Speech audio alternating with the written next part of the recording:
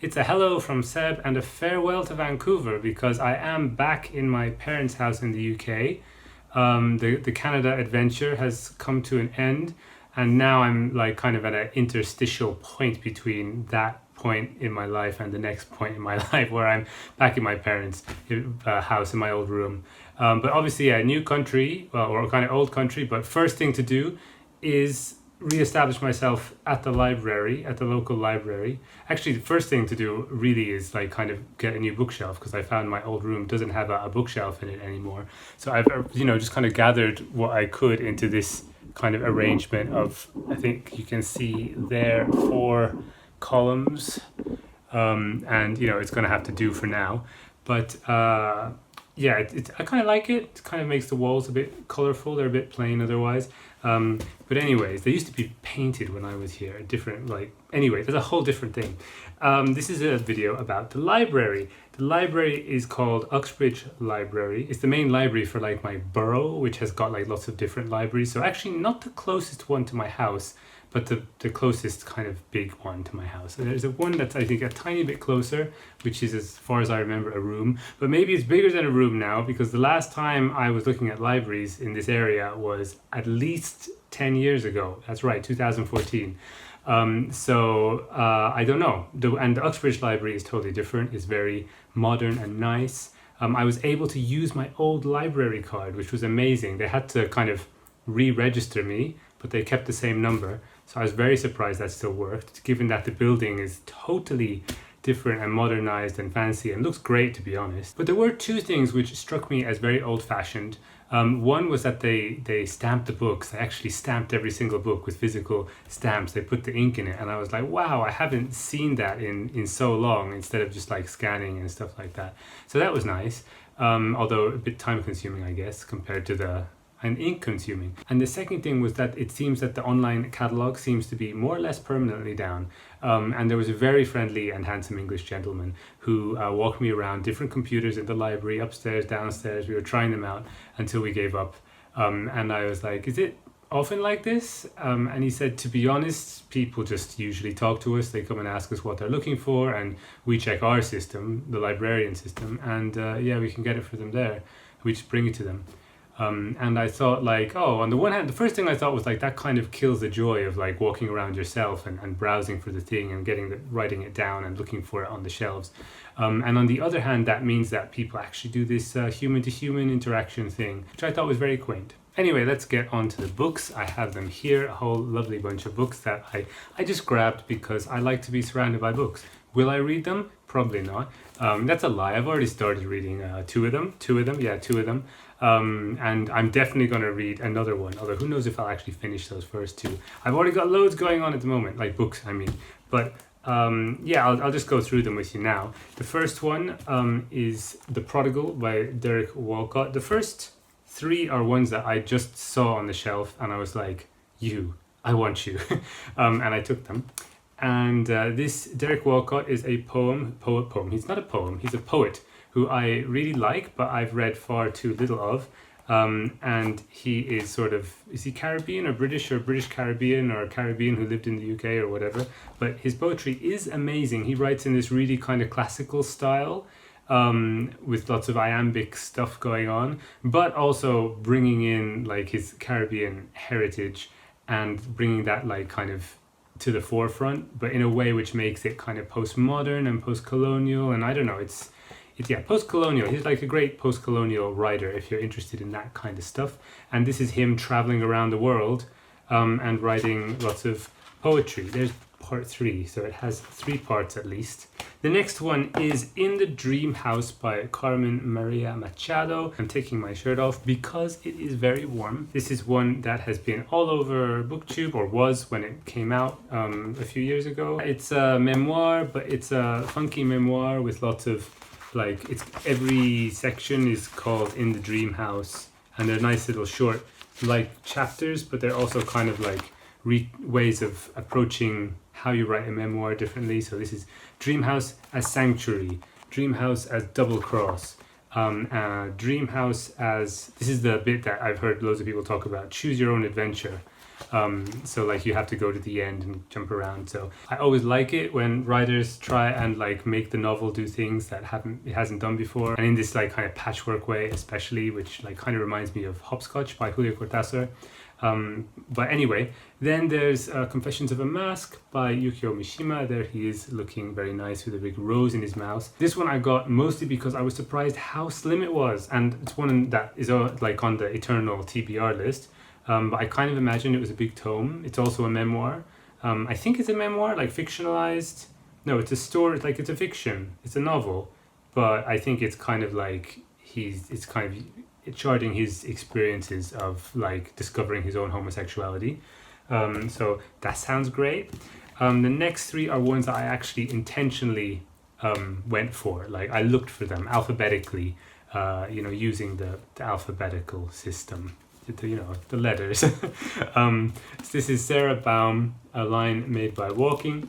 This was recommended to me by Oliver over at A Chaotic Bibliophile. And I always meant to read it. It's like one of those books that you should have read in that moment in your life, but you didn't. So it's not that I'm filled with regret. It's just that I still feel I should read it, even though that moment, being in Ireland, basically, has passed. This is an Irish book, and it's about someone who the narrator sounds like they ended up in circumstances eerily similar to my own. So I look forward to trying that one out. This is Outline by Rachel Cusk, another booktube darling. Also, my cousin told me it is just one of the most perfect books he's read, and I don't think he necessarily meant that like it's like his favorite book or something. I think he meant like if you were writing a book now, this is probably the best way you could do it, which is an interesting thing to think about. And the last one is the one I am the most excited for. It's called Exploits of Moomin Papa. Although I think it's also called The Memoirs of Moomin Papa. I think it's been published under different titles. I always read a Tove Jansson book every year. This is the fourth book in the Moomin series. And the first one I loved. The second one I was completely blown away by. And it's about a comet hitting the earth. So that's also kind of funny. But the third one is the one that made her kind of start to become really internationally famous. And it's way more toned down. It's like the first two were written I think during or straight after World War II, and the third one was written like a little bit like 1950 or something, and like I guess it's just things have just chilled out, and you can kind of see it in the writing as well. The Moomins are like kind of having episodic nice adventures, and it doesn't feel like there's this anxiety or threat running through it, and maybe that's why it gained more popularity as a children's book, who knows. But it didn't have the same magic as it did for me. It didn't have that kind of adult level of balance between lovely, lighthearted, whimsical, and magical creatures and life is actually terrifying going on at the same time, which I think Tove Jansson does really well. It still had amazing characters and it was still a very good book, but I kind of thought, okay, probably the series is it's going to be more like this from now on. The kind of cozy thing, which was the original image I had of Moomins, and that I think most people have of Moomins. But this one I'm super excited for, actually, the fourth one, because in those other ones, the character of Moomin Papa, well, in the first one, he's absent. He's just traveling the world. He's basically abandoned his family. He's a terrible father, and he's just gone, right? Second one and third one, he's back, and he's a really fun character. He's great, but he's also like always leaves the scene to write his memoirs. He's always writing his memoirs. He's always, I'll go write my memoirs now. And it's just like one of his funny things that you mustn't interrupt me when I'm writing my memoirs and blah, blah, blah. And this is his memoirs. This is it. She decided to actually write what he wrote. So it's a different Moomin book, right? It's first person for one thing. It's from the, all the characters I presume are not going to be there because Moomin Papa is off on his adventures. It's just him. So it's like kind of almost not a reset or anything, but like I think it's going to be really different. And it's been kind of teased throughout. And I don't know, I'm super excited to read what he was writing about. It's a book within the books. I don't know. I'm very excited for that one.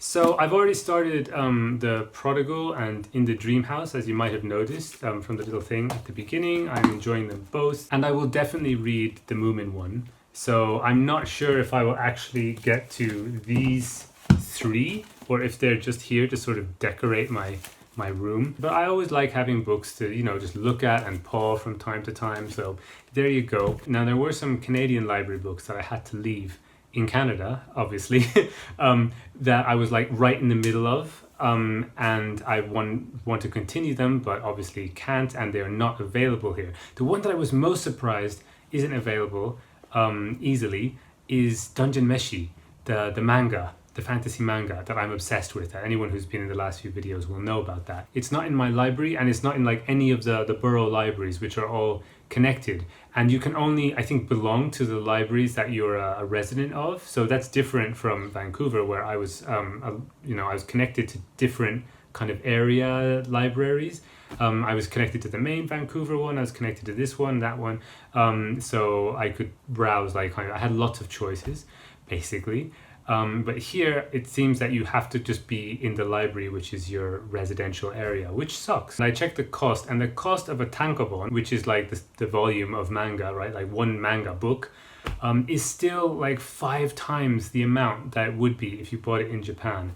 So it's too painful and too expensive for me to even consider like buying the books in the series. Anyone who knows my love for this fantasy series of a group of friends traveling around a dungeon and eating monsters together will know how like shocked, horrified, appalled I was by the fact that I could not get my hands on this book in this country unless I spend loads and loads of money that I don't have, so which is not an option, obviously. So the answer is the British Library. I'm going to the British Library, which is not really a library. I've never actually used it, but I was researching it. It's more like an archive. I don't think it's really like a library because normal members of the public can't take out books. So for me, that's not a library. But anyways, I'm going to go in, and what I can do is like register to have books ordered, and I can read them inside the library. And I'm going to order Dungeon Meshi. I'm going to order The Broken Jug by Heinrich von Kleist, a comic play from the 1800s, and The Tower of London by Natsume Soseki. And I'm just going to have this massive reading day. I'm going to sit there and read my socks off. I'm probably going to do it tomorrow, I reckon. Anyway, that has been my mini library book haul. Let me know if you've read anything that I talked about. Let me know if you're angry that I may not read these, or that you insist if you think I absolutely have to read one of these over one of the other ones, or maybe I should just like put the movements to the side for 1 second and definitely get to one of the other ones. Let me know down in the comments, and let me know if your library uses stamps as well and like ink on all the books. It's kind of, I don't know how I feel about it. It's nice, but also it seems like it takes a bit of time. And anyway, I'll catch you next time. Bye bye.